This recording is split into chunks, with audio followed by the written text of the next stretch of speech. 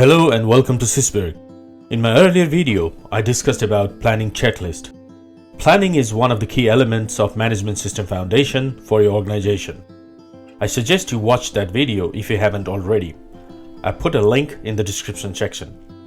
In this video, you will learn about support, another key element of Management System Foundation. You will find out what is support, why it is important to review it, when you should be triggered to review, who should be involved in the review, and how to review.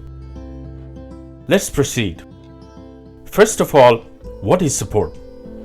In simple terms, it is resources provided by your organization to assist and facilitate in conducting business activities. Why it is so important not to ignore this process? To put this into context, I would like to take you back to my earlier video on planning. There I had mentioned that the actions or strategies arising from the review of the organizational context needs to be further broken down after considering some practical aspects.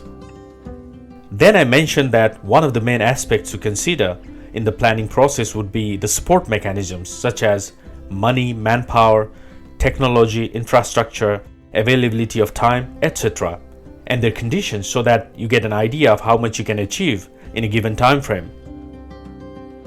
Imagine you plan to go on a trip to Hawaii for holidays with your family. Do you think just by planning on its own you will reach Hawaii? You will need other support mechanisms to make this happen. For example, local transport that takes you to the airport on time. You wouldn't want to use transport that causes a delay in your travel plan. Plane that flies you to Hawaii. You want to be assured that the plane is in a good condition too, for example, through their reputation. A trained and experienced pilot. Even if the plane is in a good condition, you wouldn't want your plane to be flown by an untrained and inexperienced pilot. Planning without proper support would just be a fantasy, and in the worst case scenario, may lead to a disaster. The consequences is that any objective you set for your organization without the review of your support mechanisms will be vague, unmeasurable, unachievable, unrealistic, and untimely. Quite contrast to SMART objective, which I covered in the earlier video on planning. Therefore, these support items from time to time require review to ensure that they are still adequate, suitable, and effective.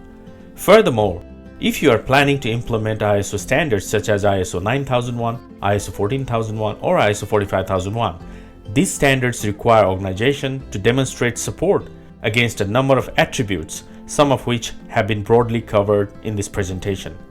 Now that we know the importance, let's look at when to review support mechanism. When to review support. The timing to review this process can vary depending upon the size and nature of the organization.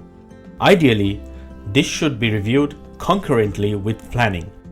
The reason is, when you plan your actions, what? You also allocate responsibilities, who, the time frame, when, as well as the method to complete action and achieve result, how. You want to make sure that the person who has been allocated responsibility for action is competent. There is sufficient time available to complete the actions. Other resources required to complete the actions are also available in good condition. Organizations can benefit by setting frequency for periodic review of the conditions of support mechanism available for the business. For example, daily, weekly, monthly, quarterly, etc. However, there are 8 circumstances when you should always remember to review the support mechanism. 1. When reviewing the organization's context. 2. When setting business strategies. 3. When you become aware of major risks or opportunities. 4. When planning and setting new objectives. 5. When you have achieved growth. 6. When you have added new products or services. 7. When you have introduced new plant or equipment. And 8. When a key employee, that is, who cannot be replaced easily, is about to leave. In this case, you may have to find out why this happened and prevent it from happening again. Unless there are exceptional circumstances, you should not leave it to the last minute. Even worse, when the employee has left the company. Should this be the case, you must also review the person or persons responsible and accountable for conducting the review. This is very important. So, who should review support mechanisms? The leadership of the organization should ensure the overall availability of support mechanisms and resources. Unless you are a one-person organization, this is a teamwork, since who should review depends upon what and where the support is required. Where possible, not only managers but employees and other interested parties' views should also be considered when reviewing the support mechanism. As a guidance, persons involved when setting strategic direction and planning should review the support mechanisms to ensure that there are adequate resources available to achieve organization's objectives. How to review support?